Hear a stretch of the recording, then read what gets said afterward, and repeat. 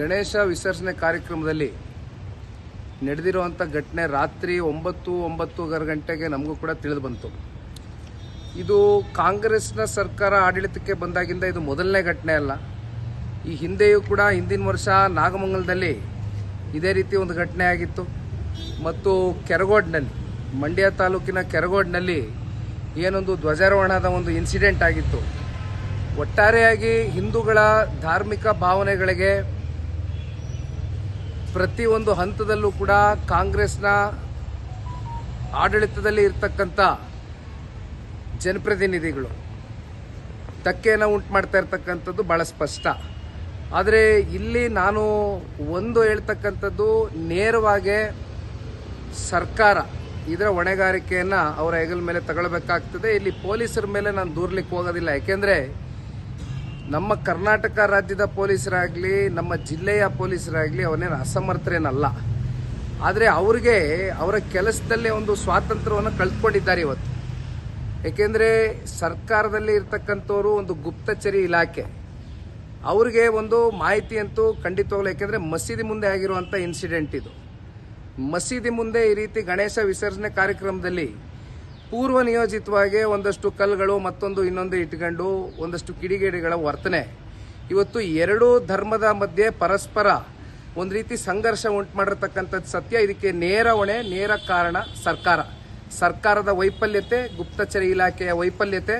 ನಾನು ಪೊಲೀಸರ ಬಗ್ಗೆ ಲಘುವಾಗಿ ಮಾತನಾಡೋದಕ್ಕೆ ಹೋಗೋದಿಲ್ಲ. ಏಕೆಂದರೆ ಪೊಲೀಸರು ಕಳೆದ 2 ವರ್ಷದಿಂದ ಕೈ ಕಟ್ಟಕ್ಕೆ ಆದಂಗೆ ಆಗೋಗಿದೆ ಅವ್ರಿಗೆ ಕೆಲವೊಂದಷ್ಟು ವಿಚಾರಗಳಲ್ಲಿ. ಪೊಲೀಸರಿಗೆ ಒಂದು ರೀತಿ ನೈತಿಕ ಆತ್ಮಸ್ಥೈರ್ಯವನ್ನು ಕಳೆದುಕೊಂಡಿದ್ದಾರೆ ಇವತ್ತು ಪೊಲೀಸರು. ಅದಕ್ಕೆ ನೇರ ಕಾರಣ, ನೇರ ಹೊಣೆ ಸರ್ಕಾರ.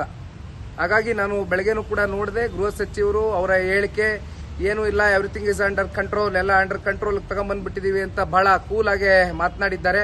ಆದರೆ ಒಂದು ನಾವಿಲ್ಲಿ ತಿಳ್ಕೊಬೇಕಾಗಿರ್ತಕ್ಕಂಥದ್ದು, ಏನು ನಾಗಮಂಗಲದಲ್ಲಿ ಇನ್ಸಿಡೆಂಟ್ ಆಯಿತು, ಕೆರಗೋಡಲ್ಲಿ ಇನ್ಸಿಡೆಂಟ್ ಆಯಿತು, ಇವತ್ತು ಮದ್ದೂರಿನ ನಗರದಲ್ಲಿ ರಾಮ್ ರಹೀಂ ನಗರ ಇನ್ಸಿಡೆಂಟ್ ಏನಾಗಿದೆ, ಇಲ್ಲಿ ಈ ಇನ್ಸಿಡೆಂಟ್ ಆದ ಬಳಿಕ ರಾಜಕೀಯವಾಗಿ ಕೆಲವೊಂದಷ್ಟು ಜನಗಳಿಗೆ ಇದರಿಂದ ಲಾಭ ಉಂಟಾಗಬಹುದು.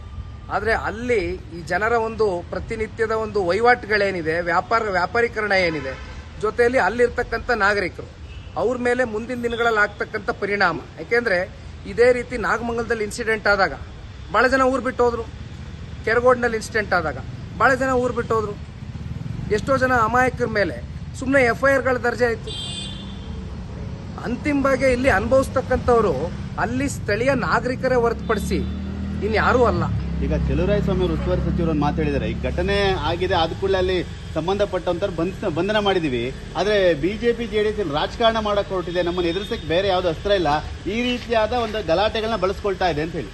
ನಾನು ಈಗಾಗಲೇ ಬಹಳ ಸ್ಪಷ್ಟವಾಗಿ ಹೇಳಿದ್ದೀನಿ, ಹಿಂದೆನೂ ಕೂಡ ಹೇಳಿದ್ದೆ. ಧರ್ಮಸ್ಥಳ ವಿಚಾರದಲ್ಲೂ ಕೂಡ ನಾವು ಯಾವುದೇ ರಾಜಕಾರಣವನ್ನು ಬೆರೆಸಿ ಧರ್ಮಸ್ಥಳಕ್ಕೆ ನಾವು ಧರ್ಮ ಸತ್ಯಯಾತ್ರೆನ ಕೈಗೆತ್ಕೊಂಡಿರ್ತಕ್ಕಂಥದ್ದಲ್ಲ. ಅದೇ ರೀತಿ ಇವತ್ತಿಗೂ ಕೂಡ ಜನತಾದಳ ಪಕ್ಷ ಭಾಳ ಸ್ಪಷ್ಟ ಇದೆ. ಅನ್ಯ ಧರ್ಮದವ್ರಿಗೂ ಕೂಡ ನಾವು ಗೌರವವನ್ನು ಕೊಟ್ಕೊಂಡು ಬಂದಿದ್ದೇವೆ. ಆದರೆ ನಮ್ಮ ಧರ್ಮಕ್ಕೆ, ನಮ್ಮ ಧಾರ್ಮಿಕ ಸಂಸ್ಕೃತಿಗೆ ಅಪಮಾನ ಆದಂಥ ಸಂದರ್ಭದಲ್ಲಿ ನಾವು ಒಂದು ರಾಜಕೀಯ ಪಕ್ಷ ಅಂತಕ್ಕಂಥದ್ದನ್ನು ಇವತ್ತು ಬದಿಗಿಟ್ಟು ನಾವು ಒಬ್ಬ ಹಿಂದೂ ಅಂತಕ್ಕಂಥದ್ದನ್ನು ಕೂಡ ಇವತ್ತು ನಾವು ಆಲೋಚನೆ ಮಾಡಬೇಕಾಗ್ತದೆ. ಬಟ್ ಅದನ್ನು ಮಾತ್ರಕ್ಕೆ ನಾವು ಇನ್ನೊಂದು ಧರ್ಮಕ್ಕೆ ನಾವು ಅಗೌರವಾಗಿ ನಡ್ಕೊಳ್ತೇವೆ ಅಂತಕ್ಕಂಥದ್ದು ಪ್ರಶ್ನೆ ಇಲ್ಲ. ಇಲ್ಲಿ ರಾಜಕಾರಣ ಬೆರೆಸ್ತಕ್ಕಂಥ ಪ್ರಶ್ನೆ ಇಲ್ಲ. ನಮ್ಮ ಜಿಲ್ಲೆ ನಾಯಕರನ್ನ ಈಗ ತಾನೇ ಭೇಟಿ ಮಾಡಲಿಕ್ಕೆ ನಾನು ಹೋಗ್ತಾ ಇದ್ದೇನೆ. ಅಲ್ಲಿ ಏನಿದೆ ಅಂತಕ್ಕಂಥದ್ದನ್ನ ಮುಂದಿನ ನಡೆ ನಾನು ಅಲ್ಲಿ ಪತ್ರಿಕಾಗೋಷ್ಠಿ ಕರೆದು ಮಾತನಾಡ್ತೀನಿ.